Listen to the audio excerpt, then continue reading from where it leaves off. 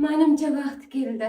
Buxcha, tuguncha. Bu bizni shivamizda shunaqa deb aytiladi. Sizlar shivelada nima deb aytiladi? Kommentariyada yozib ketinglar. Xullas, qishki yozgi kiyimlarni ajratish vaqti keldi.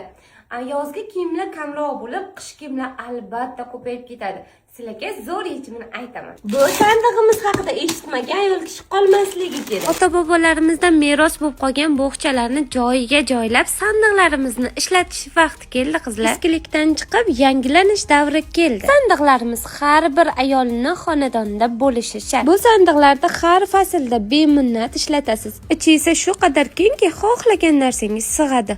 O'zimcha hamma joyda chiroyli qildim deb o'ylaganimda obuvlarimiz esimga tushib qoldi. Obuvlarni korobkasini hammasini tashlab yuborib, shunaqangi chiroyli organayzerlarga obuvlarimizni joylab qo'ydim. Bu organayzerlar afzalligi shundaki, xohlagan razmeringizdagi oyoq kiyimlar bemalol sola olasiz. Razmerdagi muzqo'y oyoq kiyimlar ham bemalol sig'adi. Organayzerimizni ikki xil varianti bor. Ikkalasini ham o'zimizda sinab ko'rdim. Ikkala organayzerimiz ham sifat jihatdan ikkilanmasdan olishinglarga arziydi. Obuvlarning korobkalari ancha joy egallaydi. Bu organayzerlar esa juda ham kam joy egallaydi. Albatta, bu organayzerlarimizdan olib bir marta bo'lsa ham ishlatib ko'ring. Uyingiz tartibli va chiroyli bo'lib qoladi.